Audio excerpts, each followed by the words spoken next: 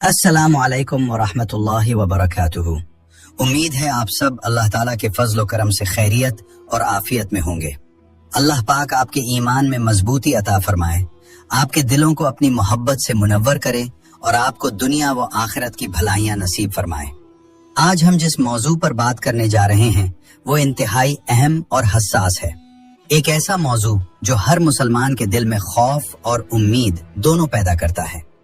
लेकिन इससे पहले कि हम आगे बढ़ें, मेरी आपसे दरखास्त है कि अगर ये वीडियो आपको फायदा पहुंचाए तो उसे लाइक जरूर करें, हमारे चैनल को सब्सक्राइब करें ताकि आप तक ऐसी मजीद अहम इस्लामी मालूमात पहुंचती रहें, और कमेंट सेक्शन में जरूर बताएं कि आज की ये बात आपके दिल पर क्या असर डालती है। आपकी एक लाइक और एक कमेंट हमारी बहुत बड़ी हौसला अफजाई है और हमें मजीद बेहतर काम करने की तरगीब देती है। आज की इस वीडियो में हम बात करेंगे एक ऐसे गुनाह की जिसकी माफी के बारे में खुद कुरान पाक में वाज़ेह अल्फाज में बताया गया है। क्या आपने कभी सोचा है कि अल्लाह ताला जो गफूर रहीम है, जिसकी रहमत हर चीज पर मुहीत है, जो अपने बंदों को 70 माओं से भी ज्यादा चाहता है, वो किसी गुनाह को न बख्शे? ये सवाल हर मोमिन के दिल में कपकपाहट पैदा कर देता है। ये मौजू सिर्फ इल्मी नहीं बल्कि हमारी आखिरत से बराह रास्त जुड़ा हुआ है। इसलिए मेरी आपसे गुजारिश है कि इस वीडियो को शुरू से आखिर तक तवज्जो से देखें, क्योंकि ये मालूमात आपकी जिंदगी बदल सकती हैं, आपके नजरिए को बदल सकती हैं और आपको एक ऐसी हकीकत से आगाह कर सकती हैं जो हर मुसलमान के लिए जाना जरूरी है। अल्लाह ताला ने कुरान मजीद में सूरत उन-निसा की आयत नंबर 36 और 116 में इरशाद फरमाया, इन्नल्लाह ला यगफिर अन युशरक बिही व यगफिर मा दून ज़ालिका लिमन यशा, यानी बेशक अल्लाह इस बात को माफ नहीं करता कि उसके साथ शिर्क किया जाए और इसके अलावा जिसे चाहे माफ फरमा देता है। ये आयत कुरान में 2 मरतबा आना इसकी अहमियत और संगीनी को जाहिर करता है। शिर्क ये वो वाहिद गुनाह है जिसके बारे में अल्लाह ने साफ लफ्जों में फरमाया कि अगर इंसान इसी हालत में मर गया और तौबा नहीं की तो इसे माफी नहीं मिलेगी। लेकिन यहाँ एक निहायत अहम बात समझने की जरूरत है। अल्लाह की रहमत लामहदूद है, इसका दरवाजा हर लम्हा खुला है, मगर ये दरवाजा उस वक्त बंद हो जाता है जब इंसान बगैर तौबा किए अपने कुफ्र और शिर्क पर कायम रहते हुए इस दुनिया से रुखसत हो जाए। शिर्क सिर्फ पत्थर की मूर्तियों की पूजा नहीं बल्कि इसकी बहुत सी सूरतें हैं जो आज के दौर में मुख्तलिफ शक्लों में मौजूद हैं। जब इंसान अल्लाह के सिवा किसी और को नफा या नुकसान पहुंचाने वाला समझे, जब अल्लाह के अहकामात को छोड़कर अपनी ख्वाहिशात को अपना खुदा बना ले, जब किसी कब्र या मजार से मदद मांगे या औलाद की दुआ करे, तो ये सब शिर्क की मुख्तलिफ शक्लें हैं। अल्लाह ताला ने कुरान में फरमाया, अफरअयत मन इत्तखज़ इलाहहु हवाहु, क्या आपने उस शख्स को देखा जिसने अपनी ख्वाहिश को अपना माबूद बना लिया? ये आयत हमें बताती है कि शिर्क सिर्फ ज़ाहिरी नहीं बल्कि बातिनी भी हो सकता है। जब इंसान अल्लाह के हुक्म से बढ़कर अपनी ख्वाहिशात को तरजीह देता है तो ये भी शिर्क की एक सूरत है। शिर्क इतना बड़ा जुर्म क्यों है कि अल्लाह ने उसे नाकाबिले माफी करार दिया? इस सवाल का जवाब अल्लाह की अजमत और उसके हुकूक में पोशीदा है। अल्लाह ताला ने हमें अदम से वजूद बख्शा, हमें जिंदगी दी, हमें बेशुमार नेमतों से नवाजा, हमें सुनने, देखने और सोचने की ताकत अता की और हमें सिराते मुस्तकीम दिखाया। वो हमारा खालिक, मालिक, राज़िक और रब है। इसका हम पर सबसे बड़ा हक ये है कि हम सिर्फ उसी की इबादत करें, सिर्फ उसी के आगे झुकें, सिर्फ उसी से मदद तलब करें और सिर्फ उसी पर भरोसा करें। जब कोई इंसान अल्लाह के उस सबसे बड़े हक में किसी और को शामिल करता है तो ये सबसे बड़ी नाइंसाफी और सबसे बड़ा जुल्म है। कुरान में हजरत लुकमान अलैहिस्सलाम की नसीहत आई है जो उन्होंने अपने बेटे को दी, या बुनैया ला तुशरिक बिल्लाह इन्न शिर्क लज़ुल्मुन अज़ीम, ऐ मेरे बेटे अल्लाह के साथ शिर्क न करना, बेशक शिर्क बहुत बड़ा जुल्म है। जुल्म इसलिए कि जिसने सब कुछ दिया, जिसने हर सांस अता की, जिसने हर धड़कन बख्शी, इसके बदले में अगर किसी और को इसका शरीक ठहराया जाए तो इससे बड़ी नाशुक्री और क्या हो सकती है।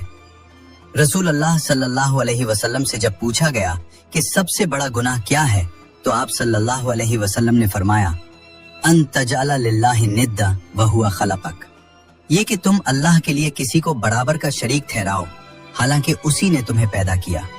یہ حدیث واضح کرتی ہے کہ شرک محض ایک غلطی نہیں بلکہ خالق کائنات کے ساتھ سب سے بڑی بغاوت اور سرکشی ہے۔ شرک کی دو بڑی قسمیں ہیں، شرک اکبر اور شرک اصغر۔ شرک اکبر انسان کو اسلام سے خارج کر دیتا ہے، جیسے کہ غیر اللہ کی عبادت کرنا، قبروں سے مدد مانگنا یا اللہ کے ساتھ کسی اور کو الوہیت میں شریک کرنا۔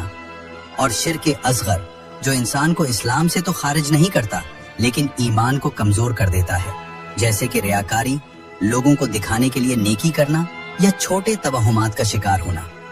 یہاں ایک نہایت اہم نقطہ سمجھنے کی ضرورت ہے جو بہت سے لوگ بھول جاتے ہیں، اور وہ یہ کہ اللہ کی رحمت کا دروازہ اس وقت تک کھلا ہے جب تک انسان زندہ ہے اور توبہ کر سکتا ہے۔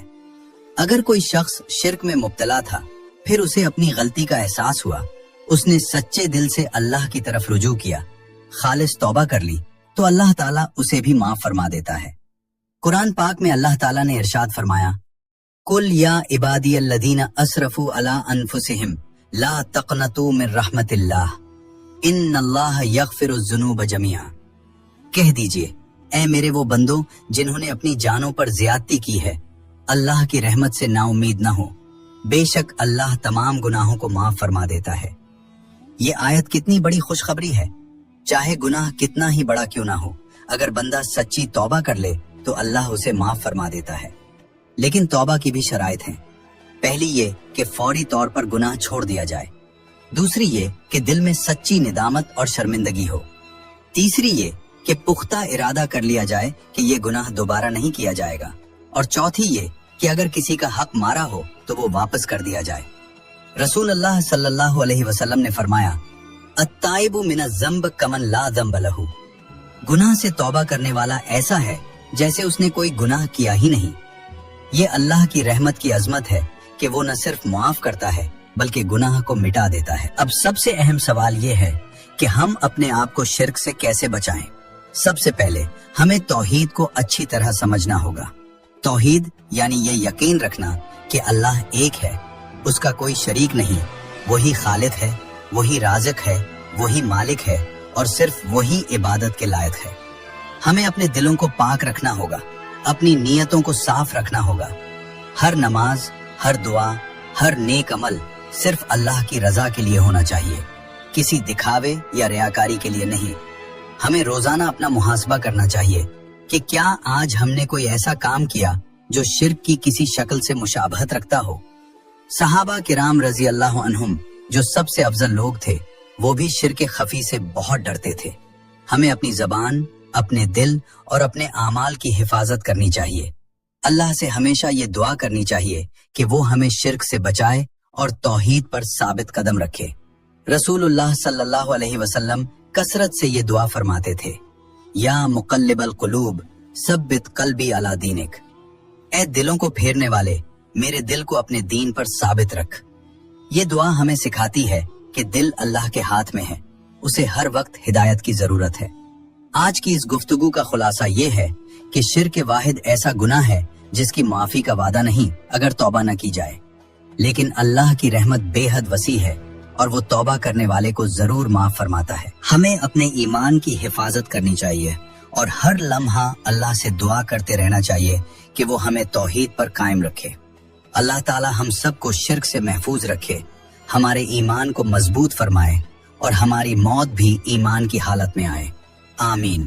والسلام علیکم ورحمۃ اللہ وبرکاتہ۔